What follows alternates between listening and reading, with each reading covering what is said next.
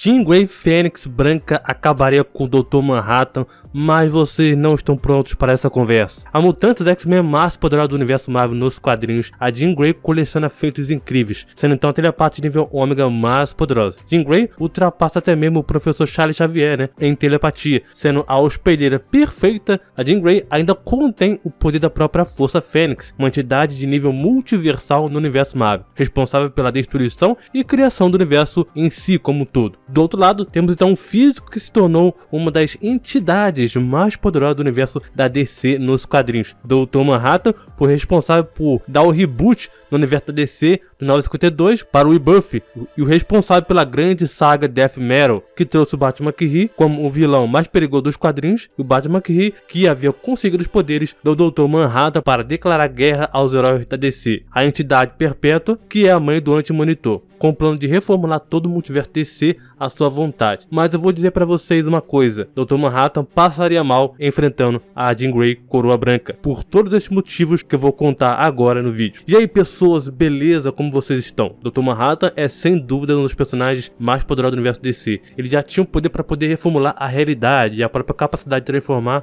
e também observar, tudo é uma visão quântica. Mas eu vou dizer pra vocês, a Jean Grey, com todo o seu poder, isso inclui então a Força Fênix, humilharia o Dr. Manhattan. Nos quadrinhos, a Jean Grey tinha os poderes tão grandes que superavam todos os deuses e também celestiais como um todo. A Força Fênix poderia derrotar todos, mas na verdade é que a Força Fênix nunca desejava fazer tais coisas como essas. Nessa forma, ela nem sequer tem uma forma física em si, em nenhum momento, a menos que ela precise. Abre aspas. A parte da consciência da Jean que se ligou à Força Fênix despertou um reino chamado Sala Quente Branca. Lá, a Jean se viu no topo da torre flutuante em um espaço sideral, vestida com uma roupa de Fênix branca e se perguntando por que ela não estava morta. Jean se perguntou se havia 3 fases da Fênix: verde, o bom; vermelho, o mal; e o branco, para quais ela não havia descoberto o significado. É dito que a Sala Quente Branca é o nexo entre todos os anfitriões da Fênix e a nossa chama eterna, um lugar de descanso e também contemplação, lá de todos os seres com quem se fundiu. Cada hospedeiro da Profênix deixa um pedaço de si consigo com a própria Força Fênix, ou seja, todos os hospedeiros da Fênix estão presentes nesse lugar, mas somente a Jean pode ser um com ela na vida e na morte. A Jean Grey e a Fênix são a mesma pessoa, não literalmente, mas sim. Mas houve uma época que ela já tentou eliminar os tecidos da sua própria antiga vida, eliminando então os X-Men, sendo uma crise de identidade,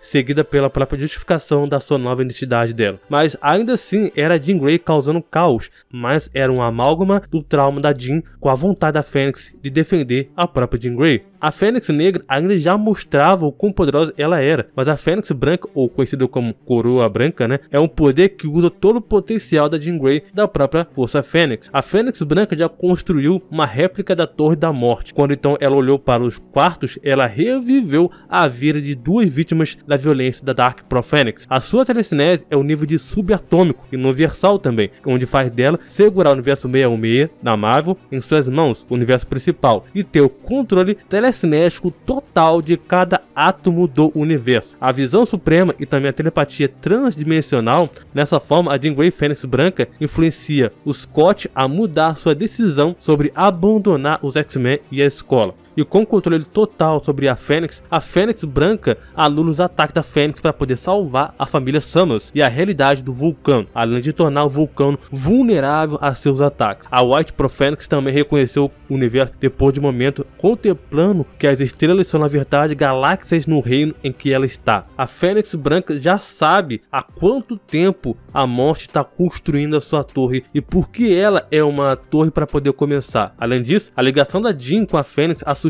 os seres cósmicos, pois significava que a humanidade um dia iria substituir elas. A White Profênix também havia amputado o futuro alternativo de We Comics Tomorrow do universo 616 da Marvel. A Jean Grey viajou pela própria Sala Quente Branca enquanto segurava o presente em suas mãos. A Fênix Branca da Coroa também vive no nexo da realidade, onde ela pode ter capacidade de observar múltiplas realidades em todo o multiverso. Quando a Dark Profênix Scott, na saga Vingadores vs X-Men, tentou subir para a Sala Quente Branca, Jean Grey negou acesso a ele, já que outros hospedeiros entraram livremente no cristal Mikran, e Brian Braddock acessou a Sala Quente Branca. Como a voz da Jean ela é ouvida por todo lado, era evidente que a parede da luz branca que Scott descreve, né, é a própria Jean, que o mantém afastado, e a Jean então ajuda o Scott a largar a Fênix naquele momento. E com esse poder, cara, a Jean tirou o Wolverine da realidade e acelerou o tempo para poder observar enquanto a Terra passava de um deserto desolado para um planeta cheio de vida planetária. A Fênix Branca da Coroa também pode apagar toda uma realidade e usar as suas forças vitais que o coletou para criar uma nova realidade. E ela chegou a puxar o Scott para a Sala Quente Branca e mostrou a ele o futuro distópico através de seus olhos. Também foi afirmado que a Sala Quente Branca é o seu coração. Isso fica mais interessante quando ela mostra ser capaz de transcender a Sala Quente Branca. O Dr. Manhattan ele tem algumas habilidades que lhe permitem enfrentar um espectro universal da Fênix presente no universo, mas nada que pudesse derrotar a Fênix Branca da Coroa. Na Sala Quente Branca, a Jean se une à manifestação finita da verdadeira Fênix, aquela que supera enormemente a forma avançada do Beyonder e é dimensionalmente superior ao Reino do Além, no caso então o Reino do Beyonder. A Fênix não é uma manifestação de energia psiônica, é uma manifestação da vida, do sonho e da própria esperança. A Carol Danvers, né, a Capitã Marvel, tentou absorver a Fênix e embora tenha tido um sucesso ali, né, ela se deparou com um grande problema naquela situação. A Fênix, ela não iria querer, né, ficar onde ela não quer. Tipo, a Fênix ela não vai querer ficar no corpo da Carol Danvers, né? No confronto direto entre o universo 616 da Jean, ainda mais jovem como a Jean alternativa, hospedando a Fênix do seu universo, mostra a relação entre a Jean Grey principal e a Fênix ecoando por toda a criação, já que mesmo nessa forma alternativa, não está disposta a prejudicar a Jean, deixando ela completamente ilesa por uma morte, né, que poderia ocorrer. Rachel Summers, uma vez que obteve o poder da própria Fênix, já foi capaz de lutar e derrotar o Galactus. Rachel, como comparação, não tinha tantas habilidades e também destreza suficiente com a Fênix comparável a Jean, já que mesmo um ser imbuído com apenas uma fração dela é capaz de lhe proporcionar uma luta difícil. E só para ter uma noção também, né, o Fênix Logan, que é inferior a Jean Grey, foi capaz de conter uma forma de onda massiva de entropia universal temporariamente, ou seja, a própria energia da entropia se explodiu para dentro, para todo além do multiverso. E de novo voltando ao Ciclope, né? Ciclope ele entrou simultaneamente em guerra contra a maioria dos heróis mais poderosos do mundo, incluindo então equipes como X-Men, Vingadores, e também causou uma destruição em todo o resto do planeta. E com a Marvel colocando novos personagens como Domínio, né, um ser irrestrito de tempo e também espaço, um Domínio contém então tal poder que sua inteligência se torna densa o suficiente para realmente afetar a realidade e dotá-lo de um nível de poder além de seres como Odin. Esses seres temem a Fênix. O ponto mais enfatizado sobre a natureza de um Domínio é que ele é essencialmente invencível a todos os ataques dentro do próprio tempo e do espaço. Os Domínios ele existe naturalmente fora do tempo e do espaço, onde foi então mencionado várias vezes que os Domínios têm uma superioridade única em relação ao tempo, em vez de apenas estarem fora dele. Eles existem em todos os tempos. Esses Domínios, né, são descritos como omnitemporais, e isso significa que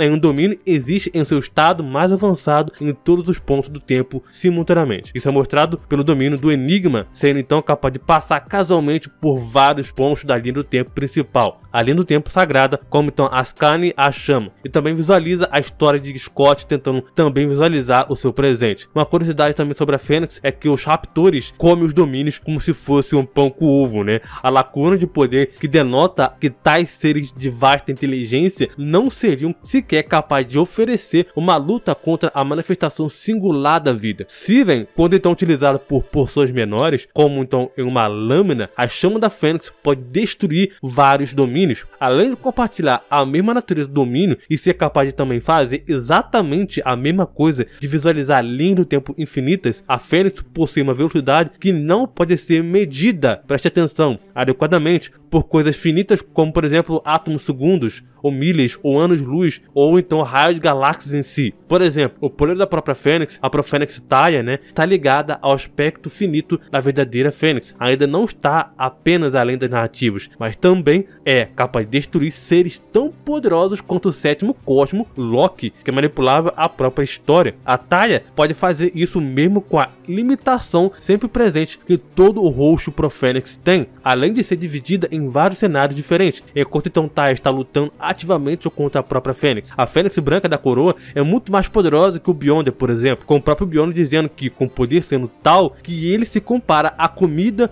no liquidificador e que ele é incapaz de resistir a qualquer tipo de luta contra a Fênix. O mesmo Beyonder que é capaz de reiniciar o universo Marvel, incluindo então as narrativas e uma quantidade incontável de vezes até que Glorion alcançou a sua ideia perfeita dele. O confronto direto com a Jean nessa forma poderia remover todas as possibilidades dos ataques do Dr. Manhattan, de atingir ela, né, e deixá-lo completamente sem poder. Mesmo a sala quente branca por si só é uma extensão da Fênix, quando então utilizada adequadamente pela Jean. Acontece que o Dr. Manhattan, mesmo tendo esse poder enorme, ele tem apenas uma fraqueza e também um contestamento. A fraqueza é os Tachyons. O que são Tachyons? Os Tachyons são partículas hipotéticas propostas pelo próprio físico Gerald Fensberg em 1967, que se existissem teriam a propriedades únicas e também questionáveis. Os Tachyons teriam uma velocidade sempre maior do que a da luz no vácuo, com a sua velocidade expressa como um número imaginário. Conforme então ganham energia, a velocidade dos Tachyons diminui, o que é oposto ao que se espera da física convencional, que a gente conhece, né? E com os Tachyons poderia então ocorrer situações em que o efeito precederia a sua causa, desafiando então a nossa compreensão usual da própria casualidade.